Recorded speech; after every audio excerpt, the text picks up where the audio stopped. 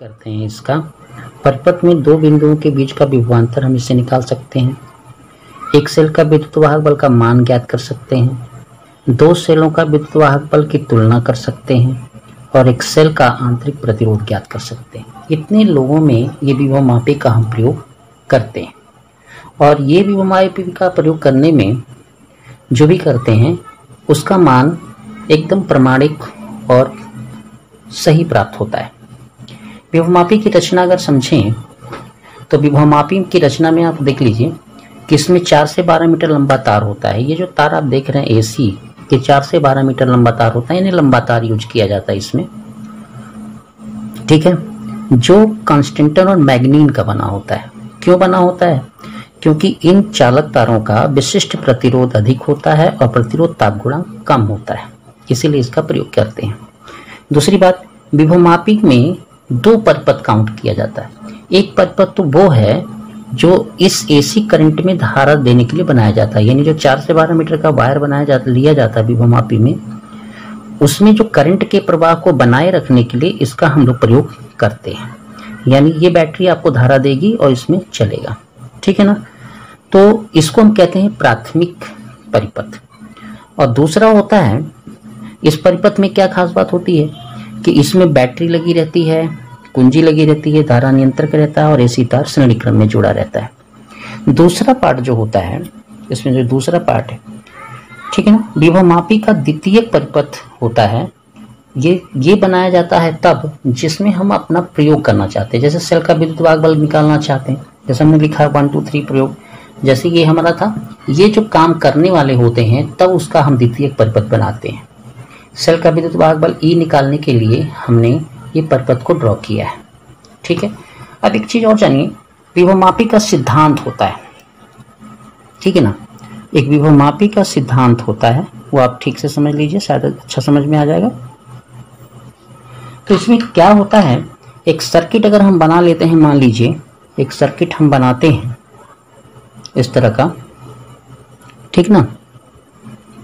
ये आपकी एक सर्किट बनाते हैं, इसमें हमने गैल्वेनोमीटर लगाया है, एक रेजिस्टेंस लगा दिया है, ये E1 है और ये E2 है।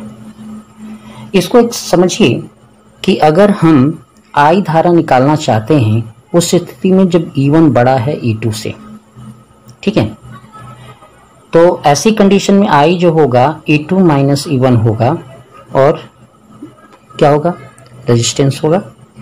इस स्थिति में क्या होगा कि करंट जो रहेगा, जो गैल्वेनोमीटर का जो स्थिति होगा वो दक्षिणावर्त होगा, है ना, दक्षिणावर्त, यानी ये सुई जो दिखेगी वो दक्षिण में घूम के दिखेगी। अगर हम एक कंडीशन और माने कि E1 का मान छोटा हो जाए E2 से, तब I का मान जो निकलेगा वो E2 माइनस E1 निकलेगा, है ना। देखिए ये सॉरी ये गलत हो गया आपका, ये हो गया। अब इसमें क्या हो जाएगा, E1 minus E2 minus E1 हो जाएगा। तो इस कंडीशन में वामावर्त में ये सुई चलेगी। लेकिन अगर गलती से E1 और E2 बराबर हो गए, ठीक है, तो I का मान अपने आप क्या हो जाएगा, 0 हो जाएगा। तो ये कहने का मतलब ये है कि जब E1 और E2 का मान बराबर हो जाएगा तो गैल्वेनोमीटर में विक्षेप नहीं मिलेगा। इसी सिद्धांत पर यह विभवमापी काम करता है। जैसे मान लीजिए कि हमने ये सर्किट जो बनाया है, इसमें हम ये ज्ञात करना चाहते हैं कि सेल E का विद्युत वाहक बल, E का विद्युत वाहक बल, है ना, ये हम ज्ञात करना चाहते हैं। तो सबसे पहले तो ये समझिए कि सबसे पहले यहां से यहां तक की विभव प्रवणता निकाल लेते हैं। यानी सबसे पहले एसी तार की विभव प्रवणता निकालते हैं। ये क्लियर हुआ? कैसे निकालते हैं? जैसे K बराबर V/L करके, यानी हम यहां से करंट दे देंगे ये परिपथ जोड़ने से पहले, फिर उसके बाद हम यहां से यहां तक का विभवांतर नाप लेंगे। आपने कितना वोल्ट दिया, ये वोल्ट तो दिए होंगे, उसके बाद इसकी लंबाई से हम भाग दे देंगे तो विभव प्रवणता निकल जाएगी। उसके बाद निकलने के बाद हम क्या करेंगे कि दूसरी स्थिति में हम सेल को जोड़ देंगे। जब जोड़ देंगे तो क्या होगा, अगर हम इस जो जोड़े हुए हैं तो ये जो गैल्वेनोमीटर है जिसके साथ इस सेल का हमें विद्युत वाहक बल नापना है, तो इस सेल का धन सिरा हम ए से जोड़ेंगे और इसका ऋण सिरा हम गैल्वेनोमीटर से करते हुए जॉकी से कर देंगे। ये जॉकी मतलब स्पर्श कुंजी इस AC तार पर चलती है और शून्य विक्षेप की स्थिति के लिए इसको लगाया जाता है।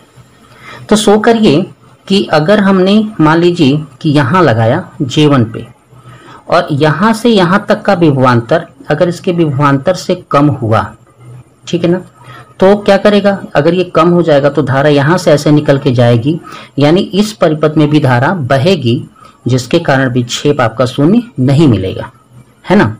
और अगर दूसरी स्थिति में हम देखें कि हमने J2 को यहाँ स्पर्श कराया तो यहाँ से यहाँ तक का विभवांतर जो होगा वो अगर कम हो गया E2 से तो धारा क्या करेगी, सीधा निकल जाएगी, है ना। तो एक बात का और हम बता देना चाहते हैं कि A से C की तरफ, है ना, विभव का मान घटता जाता है, ये आपको हम बता दे रहे हैं। यानी A पर जो विभव 10 है तो यहाँ पे कभी भी 11 नहीं होगा, 10 के बाद ये घटता हुआ 0 हो सकता है, 1 हो सकता है, लेकिन इससे बड़ा नहीं होगा, ठीक है।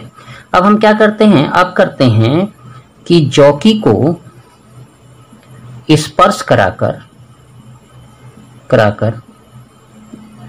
शून्य विक्षेप की स्थिति लाते हैं, शून्य विक्षेप की क्या लाते हैं, स्थिति प्राप्त करते हैं।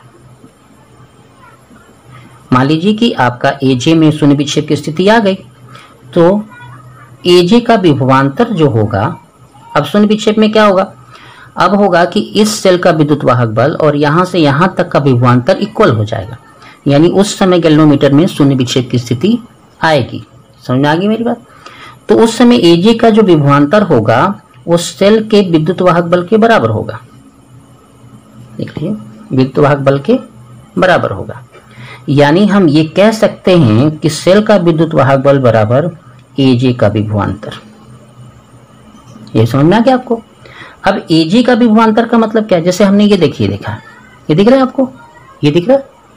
तो अगर हम इसका विभवांतर ले रहे हैं, इसका मतलब हम क्या ले रहे हैं, AJ का विभवांतर, यानी इसके बीच का विभवांतर, ये आप हम ले रहे हैं।